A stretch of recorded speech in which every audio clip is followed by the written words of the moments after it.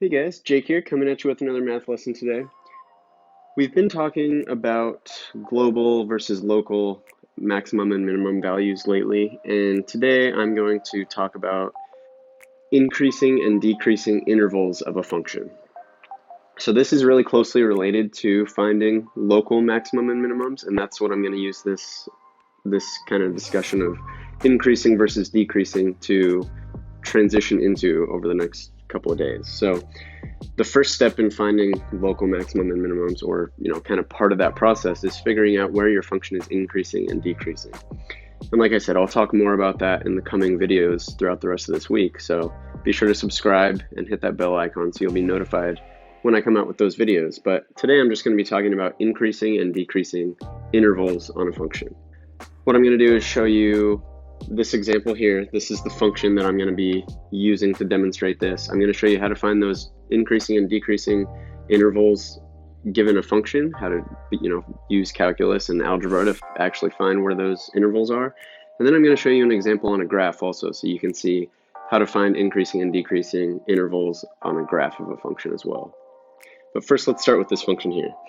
So when you're trying to find the intervals where a function is increasing and decreasing, when you have a function like this where it is differentiable everywhere, right, we can tell that because this is a polynomial. A polynomial is just a function that's made up of a sum or difference of a bunch of terms that can be written as some coefficient times x to some positive whole number power, or just a constant term as well. So this is just a bunch of constant times x to some power being added or subtracted, and that's what a polynomial is. So since we know we have a polynomial, all polynomials are continuous everywhere and are differentiable everywhere. So what that tells us is f prime of x exists and it is defined for all x values. So since we know that f prime is continuous everywhere, that tells us that we can use f prime to figure out where our function f is increasing and where our function is decreasing. So the first step in doing that is figuring out your critical numbers. I made a video about this last week. I'll put a link up here so you can check that out and in the description. But all we have to do is find f prime of x, and then we'll use that to figure out the critical numbers. So the derivative of this is just going to use the power rule. We'll bring the 3 down in front. 3 times 1/3 would be 1 times x to the second, because we're going to lower the power by 1. And then we're going to have minus, bring the 2 down in front, which is just going to cancel with this 2, so we're just going to get 5x. And then the derivative of plus 6x, the x will just disappear basically, so we'll just be left with 6. And then the derivative of a constant is 0. So this is our derivative. This is f prime. Now to find our critical numbers, we would want to set our derivative equal to 0 and solve for x. We would also normally want to consider where our f prime is not defined, but like I just said, since this is a polynomial, we know f prime is going to be defined everywhere. So all we need to do is set it equal to 0 and solve for x. Doing this, what we'll want to do is factor out this quadratic here. So this would actually be able to be factored out as x minus 2 times x minus 3. If we FOIL this out, we would get back to x squared minus 5x plus 6. And the reason why it works out like that is -2 and -3 add up to -5, and they multiply to positive 6. So that is kind of a shortcut way to kind of double check that works. So now we have these two factors, each being multiplied by each other, and we know that the product of these two things would be 0. So what we can do is take each of these factors individually. So that would give us x minus 2 equals 0 and x minus 3 equals 0. And solve each of these separate equations on their own, because if either one of these is 0, 0 times some other number is going to give us 0. So this is going to give us x equals 2. If we add 2 over to the other side, that'll cancel. We'll just get x equals 2. And then if we add 3 over to the other side of this equation, those will cancel. We'll just get x equals 3. So 2 and 3 are our critical numbers.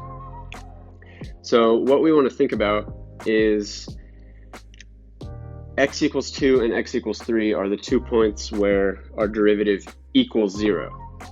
So since those are the only 2 places where our derivative equals 0, That means all the other x values, our derivative must equal some number that isn't 0, right? Because we just found that those are the only two solutions that make our derivative equal 0. So what you want to think about is the fact that the derivative represents the slope of a function at that point. So if you take some x value and plug it into the derivative of your function, whatever number you get out is the slope of your function at that point, or the slope of the tangent line to that function at that point. So what that means is if we plug in some x value into our f prime and it gives us a positive number, that means that the slope of f at that x value is positive. A positive slope of a function just means that it's increasing right there. And similarly, if you plug in some x value into your derivative and you get out a negative number, that means the slope of f is negative at that x value, which means your function is decreasing. So what you want to think about is drawing like a number line. And on our number line, we just want to put our critical numbers. So we're just going to have 2 and 3. These are the only two places where f prime equals 0. So if we plug in some number that is to the left of 2, that'll tell us whether our function f is increasing or decreasing for all x is less than 2. Then if we plug in some number between 2 and 3 into f prime, that'll tell us if it's positive or negative, and then if f is increasing or decreasing, and then same with this interval. So we basically just need to figure out where f prime is positive and where f prime is negative. So if we imagine plugging in x equals 0, let's just say, that would be on this interval here of all x is less than 2. If we plug in 0 into our function f prime, that'll give us 0 squared is 0, minus 5 times 0 is 0. So all this will kind of disappear and we'll just be left with 6. So f prime is positive for all x's on this interval right here, which means f is increasing. So our function f is increasing or going up for all x's less than 2. Now if we plug in 2.5, let's say, right in between 2 and 3, into our function f prime, you want to think about whether you would get a positive or a negative. And to do that, it's going to be easier to think of our function f prime as x minus 2 times x minus 3. And the reason why is just think about what each of these factors would be instead of the whole function for a second. If we plug in 2.5, 2.5 minus 2 is a positive number. It's a positive 1/2. And if we plug in 2.5 here, we're going to get 2.5 minus 3, which is negative 1/2, so a negative number. A positive number times a negative number is going to give us a negative number. We don't really care what the actual value is, we just care if it's positive or negative. So if we know that we have a negative number for f prime for any x between 2 and 3, that means our function f is going to be decreasing in that interval. And then lastly, we can plug in some number over here. If we plug in 4, let's say, if we plug 4 into this factor, we're going to get 4 minus 2 is 2, which is a positive. And if we plug in 4 here, we're going to get 4 minus 3, which is positive 1. So we're going to get two positives. A positive times a positive is another positive number. Since f prime is positive right in this interval, that means f is going to be increasing. So that's how you figure out the intervals. F is going to be increasing when x is between negative infinity and 2, and it's also going to be increasing when x is between 3 and positive infinity, right? All the x's over here. And then f is going to be decreasing when we're on the interval 2 to 3. So this would be the intervals where f is increasing, and this is the interval where f is decreasing. So now let's take a second to think about what that looks like on a graph. And I'm not going to worry too much about the details of what this would look like. I really just want to kind of get a general idea. So I'm not even going to bother with sketching the y-axis. It doesn't really matter how high or low this is happening. It really just matters where it's happening. So we know that for all x's less than 2, let's just say 2 is here, 3 is here, our function, our original f of x, is going to be increasing. We know at 2, it's going to have a slope of 0, so it's going to kind of come back down. Between 2 and 3, it's going to be coming down. at 3, it's going to come back up again, and then for all x is greater than 3, it's going to keep on going up.